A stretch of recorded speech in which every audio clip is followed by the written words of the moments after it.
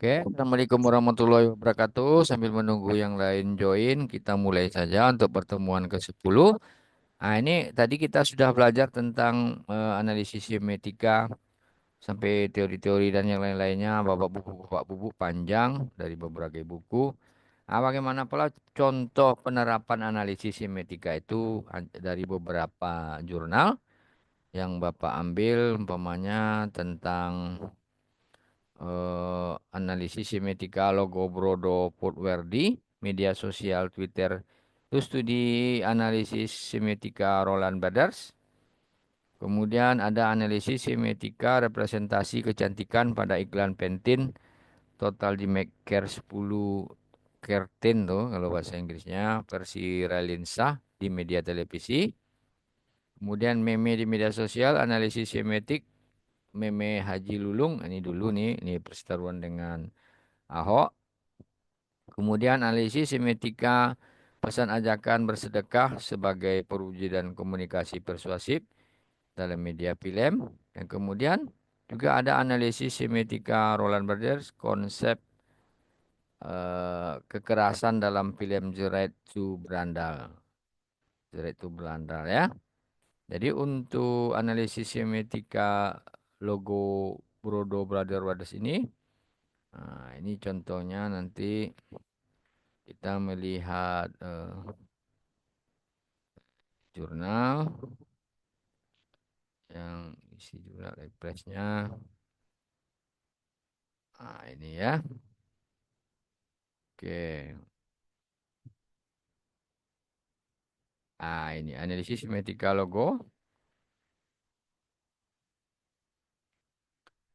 Jadi eh, kalau sebuah jurnal itu biasanya kita kalau sudah baca abstraknya, kita sudah paham berbagai isi secara ringkasnya.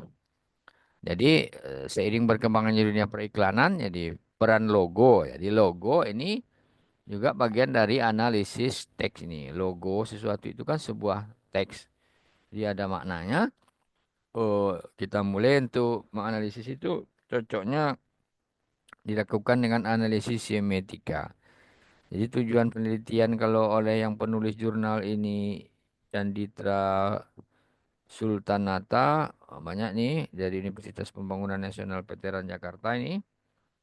Nah, itu menganalisis makna logo itu yang Brodo itu gentleman footwear itu berdasarkan teori semiotika Roland Bathers. Nah, jadi kajian definisi konsep. Jadi kalau dia mengkaji kajian teoritis dan definisi konsep, pendekatan kualitatif. Nah, jadi jenis penelitian deskriptif, kualitatif deskriptif ini dengan melakukan depth interview, jadi interview yang mendalam, pengamatan dan studi pusaka. Jadi hasil penelitian menunjukkan bahwa logo Brodo adalah teks ukiran Brodo dengan font yang membentuk silhouette atau ayam jago berwarna hitam. Nah, nanti akan kelihatan dengan background putih. Tulisan Brodo begitu simpel dan unik serta memberikan kesan kejantanan dan gagah yang berarti logo Brodo cukup menggambarkan identitas produk yang dijual yaitu produk laki-laki yang gentleman. Kesimpulannya, kalau logo Brodo ingin memperlihatkan bahwa logo tersebut cerminan dari pendiri Brodo dan terdapat elemen fisik yang terdiri atas bentuk logo Brodo secara keseluruhan. Jadi warna yang ada pada logo itu yaitu hitam putih. Teks yang terdapat di fisik logo yaitu tulisan Brodo gitu. Jadi yang dibuat menggunakan font Gotham dan menggunakan warna dasar hitam pada tulisan Brodo dan warna putih pada background logo. Elemen non-fisik dalam logo Brodo yang terdiri atas tujuan bahwa saat konsumen melihat logo tersebut akan selalu ingat cita rasa produk kebanggaan Indonesia dan kegagahan produk Brodo. Dan penelitian ini sesuai dengan teori semiotika Roland Bathers, maka didapat makna yang terkandung dalam logo Brodo. Nah, jadi kalau kita umpamanya menganalisis sebuah logo, umpamanya logo Rokan Hilir umpamanya, bisa nanti kita terapkan dalam analisis semiotika logo eh, Kabupaten Rokan Hilir gitu. menurut studi analisis semiotika Roland Barthes. Nah, itu contoh salah satu nanti penelitian yang bisa dilakukan. Nah, ini kalau dalam penelitian ini kan tadi dibilangnya eh ya kan logo itu menyebar di mana-mana. Nah, mungkin ini model analisisnya. Lalu logonya suatu identitas eh, brand. Kemudian Twitternya, kalau Twitter itu eh, sebuah web dan layanan microblog yang bisa digunakan untuk melakukan pembawaan update berupa sebuah teks panjang maupun sebanyak 140 karakter. Pembawaan update di Twitter dikenal sebagai tweets. Jadi ini logonya itu di-share di Twitter. Nah, ini belum ada yang join, baru cuma Sutrisno ya. Kok nggak ada yang join ya?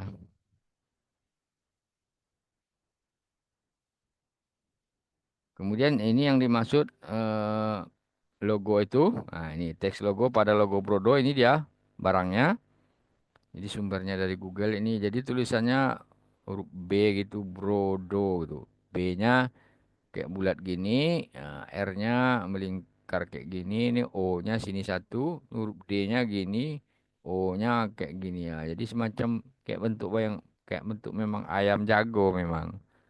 Jadi teks tulisannya maka kita dalam perkuliahan analisis teks media, salah satunya eh, penerjemahan makna, jadi konotasinya, eh, penjelasan suatu tanda, penandaan benda atau makhluk. Jadi tulisan mencerminkan panggilan. Jadi kalau mitosnya dapat mewakili identitas perusahaan, di tandanya gitu.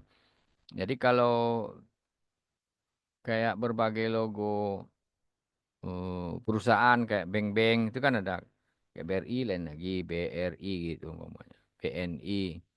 Rata-ratanya kan mereka eh, banyak menggunakan teks juga. Nah, jadi teks itu dibentuk dari berbagai rangkaian, nah, akan menjadilah logo. Jadi bentuk logo Brodo ini kayak gini kalau di dalam Twitter di Google diambil. Nah, jadi latarnya hitam gitu tulisannya putih. Kalau ini tadi tulisannya hitam, buku atau teksnya itu dasarnya putih. Nah, ini Brodo. Ini logo ya. Logo saja dianalisis menggunakan semiotika ini sudah mendapatkan berbagai makna yang terkandung di dalamnya. Nah, hanya satu logo. Apalagi kalau memang sebuah film yang panjang, ada teks-teks cover dan yang lain-lainnya. Nah, kemudian juga kita analisis semiotika tentang representasi kecantikan pada iklan Pantene. Nah, jadi kalau eh, dalam penelitian ini representasi kecantikan dalam iklan Pantene total di McCarthy versi Ralinsa terdapat 19 tanda ikon. Nah, 19 itu sebenarnya kalau kita kan cuma hanya melihat ada iklan ya iklan saja gitu. Jadi sebenarnya di dalam iklan itu ada tanda gitu. Tanda indeks dan 12 tanda simbol. Jadi pada tanda tipe ikon, indeks dan simbol kecantikan salah satunya dipresentasikan melalui sosok Ralinsa. Jadi kondisi rambut serta berupa suara narator dari iklan Pantene.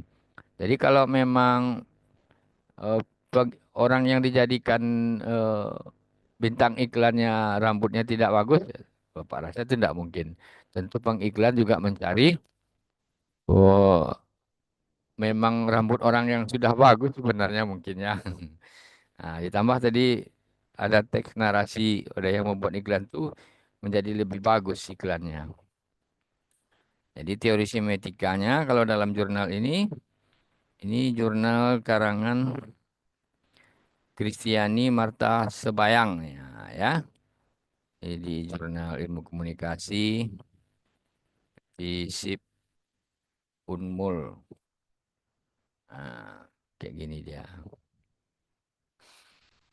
Jadi definisi semiotikanya juga dibuat di sini, representasi. Nah, juga karena dia menyangkut kecantikan, ada warna, ada representasi, kemudian ada kecantikan wanita standar cantik Asianya ada. Jadi diulas di sini tentang orang-orang di Asia kecenderungan memiliki ciri fisik berwajah bulat. Nah, jadi dibahas juga sini. Kalau standar kecantikan Eropa, jadi definisi di iklan. Ini metode penelitiannya di sini. Ini penerapannya ya yang kita harus tahu. Kemudian teknik analisis data, proses mengorganisasi, ini menurut Muleong. Dalam pola suatu uraian dasar sehingga dapat ditemukan tema dan dapat dirumuskan hipotesis kerja seperti yang disarankan oleh data. Dan ini adalah analisis semiotika. Jadi analisis pembahasannya, hasil dan pembahasannya dibahas di sini tentang perusahaannya PT PNG itu. Jadi kalau Sampo Pentin itu plus PT-nya PT PNG namanya. Itu representasi. Jadi kalau disimpulkan dalam penelitian ini ada ikon, ada indeks, dan ada simbol. Nah, jadi kalau ikonnya dipresentasikan melalui sosok ikon Ralinsa. Kalau indeks, melalui indeks berupa kondisi rambut. Kemudian kalau simbol dipresentasikan melalui simbol berupa suara narator dan intonasi yang jelas namun lembut. Salah satu stereotip di mana wanita identik dengan kelembutan, musik dan teks yang digunakan juga menjadi penguat dalam mempresentasikan kecantikan. Jadi dalam iklan itu juga ada teks. Teks itu juga mengandung peranan penting karena sekarang orang sambil menonton atau melihat iklan itu, sekarang orang eh, yang lebih masuk ke otaknya itu kadang teks yang melintas itu. Teks. Kadang makanya kalau ada orang yang buat iklan dibantu sama teks itu lebih bagus. Tidak hanya narasi, maka sering dibantu dengan sebuah teks. Lalu kemudian ada juga analisis semiotika tuh yang kita bahas di sini. Meme di media sosial itu analisis semiotik meme Aji Lulung. Nah, dulu ini penelitian tahun 2015 memang sudah lama. Di sini disimpulkan eh, ada hubungan yang erat antara tanda, objek dan penafsir. Jadi tanda atau gambar meme yang dibangun netizen menanggapi perseteruan antara Lulung dan Ahok. Jadi objek atau makna umumnya berisi cibiran, sindiran dan ketidaksukaan netizen terhadap Lulung dan dikemas dalam bentuk satire atau humor ya. Jadi kalau ada orang membuat meme-meme sekarang kan musim tuh. Kalau ada sedikit dibuat humor, meme itu perlu bisa saja apa yang tren sekarang nanti umpamanya kalau mahasiswa stay arido mau menganalisis silakan apa yang lagi tren umpamanya meme-meme di Rokan Hilir. Meme itu yang canda-candaan itu, yang gambar-gambar lucu-lucu, tapi dia bercanda, ada maknanya di sana. Ada teks-teks kadang dibuatnya di situ. Sementara penafsir atau sikap pemikir kreator meme dan para netizen cenderung sama. Jadi netizen tuh malah mendukung hasil meme-meme yang dibuat oleh kreatornya itu. Nah, jadi kalau memang terkadang memang membuat meme itu membutuh analisis yang tinggi dan butuh pemikiran yang tajam. Kalau hanya kita meme-meme dangkal itu biasanya nggak akan dalam maknanya oleh orang. Jadi kita orang komunikasi, kita harus memandang sebuah meme-meme yang ada beredar di media sosial itu harus kita pandang secara orang komunikasi. Nah, maknanya apa? Memang dalam bentuk satir atau humor, tapi sebenarnya maknanya dalam. Makanya kalau memang banyak meme-meme kadang yang lucu-lucu itu kadang memang menyindir untuk orang-orang yang sekarang kayaknya lagi tren itu meme-meme Ridwan Kamil. Ah, yang Bapak banyak tahu lah, kalian sudah lagi tahu juga sekarang yang lagi ngetren tentang Ridwan Kamil, semuanya kan banyak meme-memenya dibuat orang. Mungkin bisa-bisa saja itu kalau belum ada yang mana meneliti, bisa saja mahasiswa Searido meneliti menggunakan analisis semiotika. Jadi di mana netizen sebenarnya umumnya menerima dan setuju dengan meme dan saling mendukung. Nah, ini kalau kayak ini, kayak judul penelitian ini kita penerapannya ini analisis semiotik meme Haji Lulung ini eh, dia mengarah kepada gambar-gambar yang kayak gini ya nih. Jadi ada lampu merah umpamanya Ini lampu merah nih kan. Di bawahnya tuh kan sebenarnya kan biasanya lurus, belok kiri jalan terus. Nah, kalau sini dibuatnya Haji Lulung jalan terus nih kan sindiran-sindiran nih. Nah, kemudian juga ada meme-meme lain. Ah, Haji Lulung katanya digandengkannya gambarnya dengan Ipin Upin. Kemudian ada tren rambut Haji Lulung. Jadi macam-macam di meme-meme orang. Kemudian juga ada kayak gini. Ini kayak mana ya? Ingat terhitung hari ini, nih barang namanya USB. Ingat USB. Kalau masih sebenarnya UPS nih, tapi dibilangnya USB. Bilang UPS berarti ente nggak boleh ikut-ikutan mainin hashtag Save Haji Lulung katanya. Nah, entah apalah maksudnya nih. Tapi kalau orang komunikasi bisa menganalisis ini sebenarnya barang namanya UPS. Nah, ini nama barang namanya USB katanya. USB katanya. Sebenarnya UPS. Kemudian hati-hati ada Haji Lulung kurangi kecepatan tanya. Ke- Ini ada juga kecuali Haji Lulung. Ini kan stop nih. Ini ditutup jalan kecuali Haji Lulung. Ini meme-meme kayak gini. Jadi memang ajab nih Haji Lulung ini. Woi, lo nggak tahu gue siapa? Semacam karikatur orang. Gue orang yang kalau main bola, bolanya segan terus. Masuk sendiri ke gawang lawan tanya. Ampun bang silakan lewat tanya. Jadi ini udah meme-meme. Kemudian banyak lagi meme-meme lain yang ada di Facebook atau di mana-mana waktu itu antara perseteruan Ahok dan Haji Lulung. Ini juga ada eh beli USB di toko depan katanya. Kemana bos? Tanya orang berjalan ini. Beli USB di toko depan. Ada Haji Lulung katanya. Nggak jadi dia balik dia lagi. Dia kan dia melintas pertama nih. Balik dia lagi ada Haji Lulung. Nah, ini ada juga orang utan. Gambarnya dua orang. Jadi permisi numpang pacaran katanya. Jadi tulisan meme teksnya kan. Nah, nggak jadi deh ada Haji Lulung. Jadi memang sindir-sindiran terhadap Haji Lulung. Meme-memenya. Ya anjir jadi ngetop elu ya gitu. Hehehe emang emang elu aja yang bisa katanya. Nah, persahabatan mereka kini dipisahkan oleh APBD. Jadi ini antara Upin dan Ipin, film Upin Ipin nih entah ada tokoh-tokoh pemainnya. Nah, juga dibuat meme-meme kini dipisahkan oleh APBD antara Haji Lulung dan Ahok. Kemudian jangan macam-macam lu Ho katanya. Lu laporin gue di KPK, KPK yang gue tangkap katanya. Jadi memang banyak hal-hal yang lucu-lucu dibuat orang. Jadi pemaknaannya atau semiotikanya ini dijelaskan. Nah, makanya ditarik kesimpulan seperti yang tadi. Jadi kalau unsur semiotika yang dikaji di penelitian ini, tanda gambar rupa bentuk dan warna, objek atau tanda, rupa bentuk dan warnanya, penafsir jika sikap dan pola pemikiran para kreator, Haji Lulung atau orang yang menggunakan tanda. Jadi hasil penelitian ini menyimpulkan bahwa ada 14 meme yang dikaji.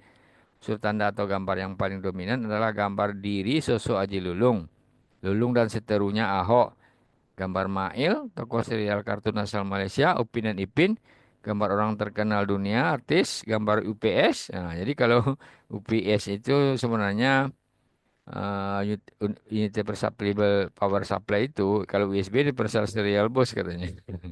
Jadi model rambut lulung, jadi serta gambar umum seperti rambu-rambu lalu lintas, bentuk berbagai meme ini rata-rata bersama berupa foto dan komik disertai komentar-komentar satir atau disatirkan atau humor-humor di dalamnya.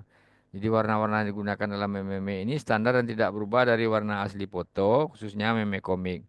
Warna yang digunakan cenderung cerah dan menyala, oranye, kuning, merah, biru, dan hijau. Jadi umumnya meme-meme ini dimaknai sebagai sindiran dan ketidaksukaan kreator meme terhadap tokoh politik Haji Lulung sebagai sosok yang unik, lucu, lugu, mempunyai model rambut belah tengah, asal bicara, suka memaksakan kehendak sendiri dan tidak terlalu mengerti perangkat teknologi. Makanya kadang dibilang USB, UPS, ya, kadang di meme-meme orang gitu.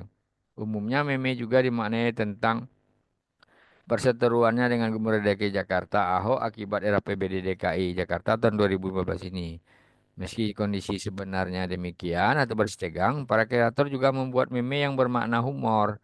Nah, jadi sikap dan pemikiran oleh para kreator meme dan para netizen cenderung sama. Jadi netizen kebanyakan menerima secara tidak langsung hasil kreator meme ini dan saling mendukung satu sama lain. Nah, jadi hal ini terlihat dari umpan balik balik yang diberikan oleh netizen di media sosial setelah menyaksikan meme-meme Haji Lulung tanpa disadari bahwa meme ini justru semakin membangkitkan sikap para netizen untuk bersatu menyindir dan menertawakan Haji Lulung. Jadi penafsiran umum dalam meme Haji Lulung di mana Lulung merupakan sosok yang pantas tidak disuka karena sikapnya terhadap Ahok. Begitupun sebaliknya sosok Gubernur DKI Jakarta ini pantas didukung. Nah, jadi hasil penelitian ini juga menyimpulkan bahwa meme sebagai medium komunikasi dengan bebas digunakan oleh siapa saja pengguna internet untuk menyatakan pendapat mereka. Meme juga dengan mudahnya menyebar cepat khususnya melalui media sosial, ada proses penciptaan, meme diposting, dikloning, di-sharekan kembali, begitulah seterusnya. Jadi kalau memang penelitian ini merekomendasikan beberapa hal khususnya bagi kreator meme dan para netizen untuk tetap mengusung unsur-unsur etika dalam mengkreasi meme. Diakui bahwa kebebasan berkreasi ide dalam bentuk meme merupakan hak dari setiap netizen, namun penting untuk bijaksana dalam penyebaran informasi eh, dan menyebarkan ide-ide fenomena meme di media baru. Jadi merupakan kajian komunikasi yang terbilang baru. Karena itu penelitian lebih lanjut tentang meme masih perlu terus dikembangkan. Jadi kayak penelitian untuk meme-meme ini umpamanya contohnya kemarin juga banyak meme-meme tentang Mayor Teddy kalau zaman Prabowo sekarang. Banyak meme-meme tentang presiden pun kadang dibuat meme sama orang yang lucu-lucu karena zaman sekarang sudah bebas berkreasi tapi ini betul juga kata peneliti ini ya mengusung unsur yang etika. Jadi kalau bisa memang lucu tapi beretika gitu. Jadi jangan takutnya nanti bermasalah di Undang-Undang ITE kan. Tapi meme-meme itu sepertinya tidak membuat Aji Lulung melaporkan kreatornya atau siapa itu. Kayaknya tidak. Nah, kayaknya aman-aman saja tuh. Nah, oke, kemudian ada yang mau ditanyakan sampai di sini, Sutrisno, Putri. Enggak, Pak. Kita lanjut aja ya. Nah, kemudian Ya, juga ada analisis semiotika eh, pesan ajakan bersedekah sebagai perwujudan eh, komunikasi persuasif dalam media film. Nah, ini analisis semiotikanya. eh Kalau di sini kan terlihat hmm, hasilnya ya kita baca di abstraknya.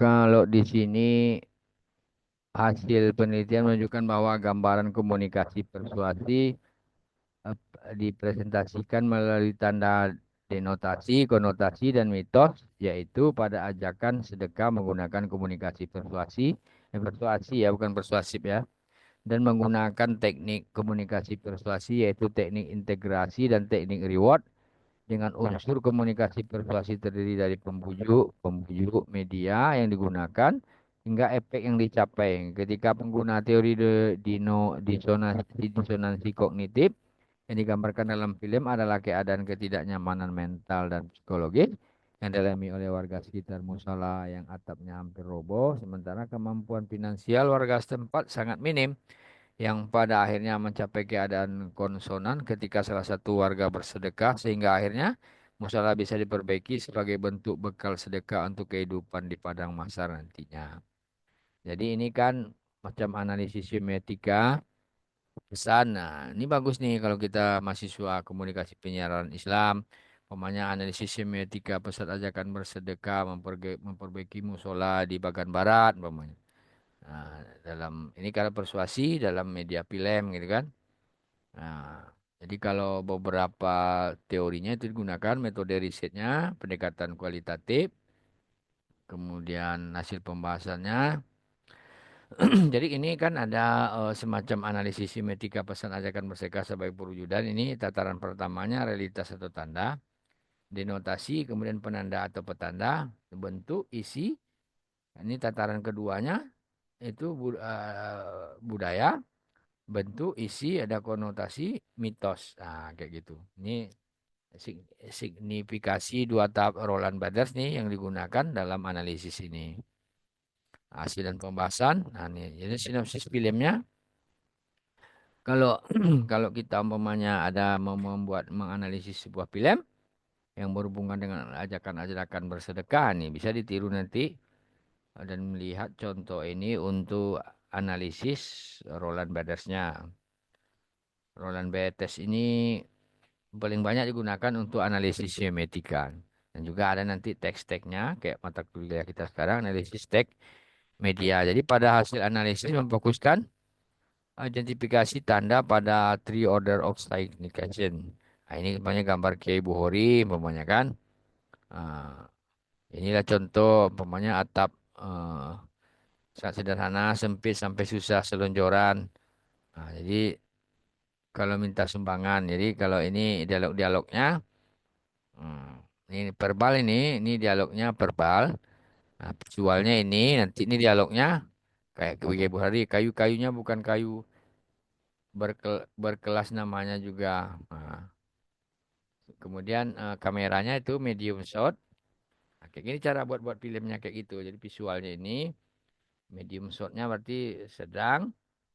Nah, kemudian yang dialognya pemamuin apa itu kiai ini? Nah, dijawab oleh kiai itu rumah sholat sangat sederhana sempit sekali sampai susah selonjoran. Ya, kemudian ada satu lagi Tarban gimana kalau minta sumbangan katanya. Nah, kemudian ini ada semacam memandangi musola. Nah, kemudian ada dialog verbalnya Kiai Buhari lagi. Kemudian denotasinya itu menggambarkan musola yang sudah rapuh dan banyak kerusakan-kerusakan yang terjadi. Jadi ini baru baru akan lebih mempermudah kalau setelah dianalisis yang dibilang dari teori-teori denotasi tadi. Jadi kalau denotasinya menggambarkan musola yang sudah rapuh dan banyak kerusakan-kerusakan. Kalau konotasinya musola sangat membutuhkan perbaikan sehingga muncul usulan perbaikan dengan meminta bantuan. Kalau mitosnya lebih baik kalau kalau mitos ini maksudnya kalau orang sifat mitos ini kan kalau pemikiran-pemikiran orang dulu ya kayak gini ya lebih baik sabar dalam berusaha daripada tergesa-gesa dengan meminta. Ya, jadi kalau dibawa ke mitos ya biarkan saja lah dulu sabar daripada meminta-minta. Ada lagi kalau orang yang pingin cepatlah kita minta sumbangan biar bisa memperbaiki musolanya gitu. Jadi mitos yang ditemukan adalah lebih baik sabar dalam berusaha daripada tergesa-gesa dalam meminta. Yang artinya sebenarnya untuk menjaga moralitas kita supaya tetap sabar dan tidak boleh kemudian meminta-minta untuk membangun musola Baitur Rahman tersebut. Jadi mitos dan pemahaman religius akan merupakan bagian dari keseluruhan sistem hidup manusia. Jadi kemudian komunikasi persuasinya ada unsur persuadernya adalah Kiai Buhari dan persuade adalah Muin, Tarban dan Arul. Nah, itu. Nah, kemudian eh, medium shot lagi. Nah, Kiai Buhari kepada Muin tidak meminta-minta. Nah, ini kan visualnya, kamera ini verbalnya, omongan-omongan atau dialognya, dan ini kameranya. Lalu kalau dalam di sini denotasinya menggambarkan Kibori dan Muin berupaya mencari dana pembangunan musola. Jadi konotasinya perlu usaha keras untuk membangun musola sendiri tanpa meminta-minta. Mitosnya sejatinya orang yang berakhlaknya baik maka perilakunya pun akan mengikuti. Maka tidak perlu meminta-minta untuk mengajak bersedekah. Jadi kalau kalau dalam sebuah lingkungan ini kalau kita kaitkan dengan kehidupan kita sekarang dari hasil penelitian ini, kan ada istilahnya ajakan di sini. Jadi kalau sebenarnya masyarakat itu kalau tidak diajak, contohnya saja kalau bulan Ramadan kita kita biasanya butuh dana untuk biaya ustadz penceramah selama 30 malam umpamanya. Kalau seandainya tidak dilelang oleh pengurus masjid, yakin tidak Kalian Sutrisno atau Putri akan tiba-tiba saja ada donatur yang ini saya nyumbang 3 malam, saya 2 malam, itu tidak mungkin, ya kan? Pasti harus dilelang dulu. Coba si A berapa malam, si B berapa malam, nah, baru akan timbul orang mau nyumbang. Untuk saya 2 malam kata si B kan, untuk nyumbang uang ceramah gitu. Tapi kalau diam-diam, nah itu namanya mitos. Ah, kita tunggu aja lah. Pasti ada orang mau nyumbang tuh, ah, itu dalam mitosnya. Jadi kalau dalam konotasinya perlu usaha keras untuk meminta agar uang ceramah ustadz yang datang itu bisa didapat. Nah, kemudian denotasinya kalau terjadi umpamanya kita membuat sebuah film, ada film seperti itu. Jadi menggambarkan pengurus masjid umpamanya berupaya mencari dana untuk sumbangan malam Ramadan. Nah, kemudian juga ada di sini dalam penelitian ini, nah, Idris penjual bubur selalu membawa kaset pengajian ke mana-mana. Jadi kalau terdengar kaset berbasis ceramah Jainuddin EZ, nah, penjual bubur ini membawa kaset tersebut untuk diperdengarkan. Jadi jadi dalam film ini ada penjual bubur yang memutar kaset Jainuddin MZ terus. Ah, yang ada di kaset tersebut menyarankan tentang salah satu rukun iman adalah pada hari kiamat. Jadi barang siapa yang tidak percaya hari kiamat berarti bukan orang muslim. Di padang mahsyar nanti semua orang dikumpulkan, matahari didekatkan di atas kepala, tidak ada pohon untuk berteduh, tidak ada kipas angin, tidak ada colokan listrik, tidak ada jual es es teh, apalagi es dawet. Jadi kan ceramah-ceramahnya Zainuddin ya seperti itu. Jadi diputar. Dalam film ini ya kalau denotasinya memang dialog dari kaset diperdengarkan bubur. Nah, jadi bahwa hanya amal saleh dan sedekah yang menjadi bekal. Kalau konotasinya, sedekah itulah yang akan melindungi kita dari panasnya matahari di atas kepala di padang mahsyar. Kalau mitosnya amalan sedekah adalah bekal nanti di padang mahsyar. Jadi kalau mitosnya ya hanya datar-datar saja. Nah, itu maksudnya. Kemudian Kiai Buhari selalu menasihati untuk ikhlas menjalankan apa saja karena Allah.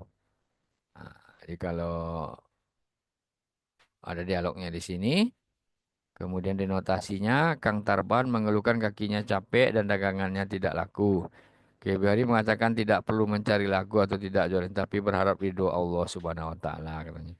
Konotasinya manusia yang penting berusaha mendapatkan ridho Allah. Jadi mitosnya kadang Allah Subhanahu wa taala tidak meringankan langkahmu tapi menguatkan kakimu.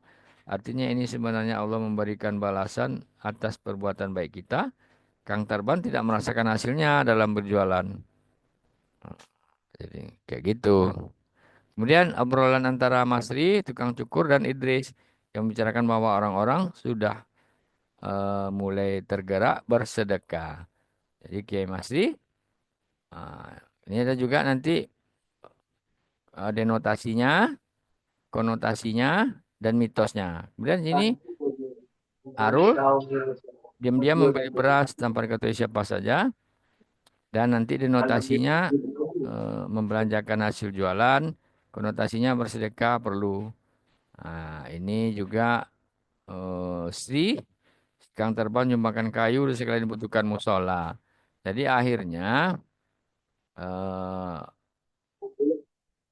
mengundang warga dan akhirnya musola tersebut bisa atapnya dibangun.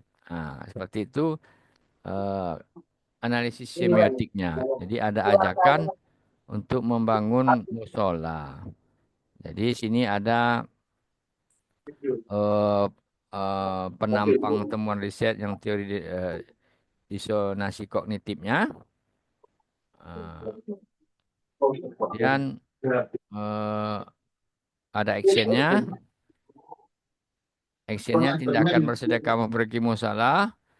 Inkonsistensinya yaitu Beli bersedekah membutuhkan kelonggaran uang dan butuh sumbangan. Nah, disonansinya yaitu sing Beli bersedekah tidak harus dengan uang. Sing action ramai-ramai bersedekah. Sing action perception bersedekah akan memiliki atap di padang mahsyar. Ya, perlindungan kayak gitu. Nah, jadi disimpulkan pada tanda semiotika dari denotasi, konotasi, dan mitos pada komunikasi. Persuasi ajakan bersedekah, maka dapat disimpulkan bahwa menghasilkan 8 tanda dengan kategori-kategori tertentu. Nah, demikian. Kalau ada yang mau ditanyakan, silakan. Aku telepon dia dari dah, kasih nomor wa sama dia. Kamu itu tadi.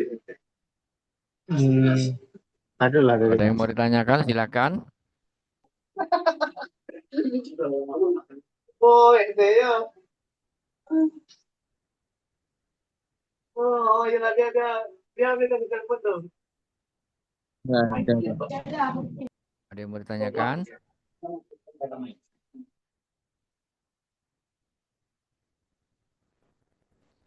Sutrisno, Fauzi, Putri.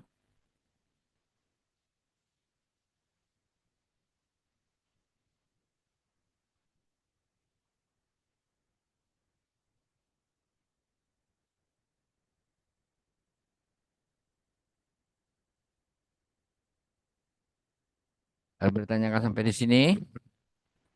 Jadi penerapannya analisis semiotik itu tadi salah satunya menggunakan analisis semiotik logo Brodo, Podwerdy, media sosial, Twitter. Kemudian analisis semiotik representasi kecantikan pada iklan Pantene. Yang ketiga tadi contohnya meme di media sosial, analisis semiotik, meme Haji Lulung. Kemudian analisis semiotik pesan ajakan bersedekah sebagai sebuah film. Nah, kemudian ada analisis semiotika Roland Barthes, konsep kekerasan dalam film. Nah, ini juga ada sedikit eh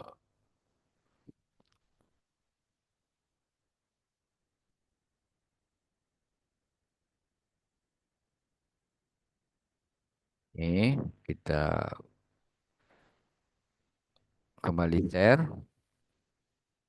Nah,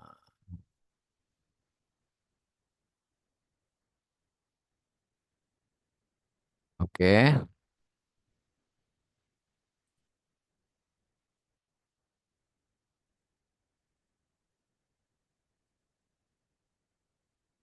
Ada yang bertanyakan sampai di sini?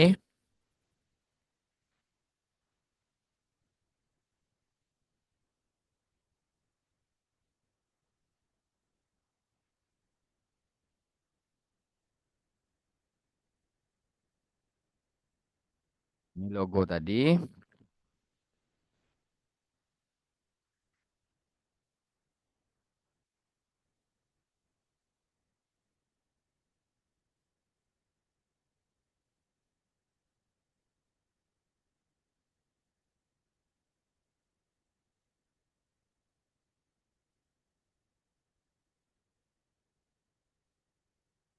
Ada yang bertanyakan, silakan.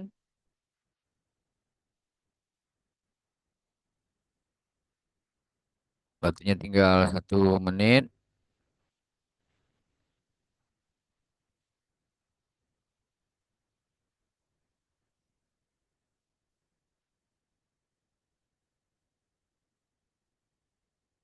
Nah, ini adalah juga analisis semiotik kekerasan dalam film ya. Nah, nanti bisa semua materi ini akan Bapak kasih. Ini waktunya mau habis. Kalau tidak ada yang mau ditanyakan, kuliah kita lanjutkan besok ya. Jadi pertemuan 11 sampai 11, 12, 13, 14. 4 kali pertemuan besok sesuai jadwal yang ada. Hari ini kita cukupkan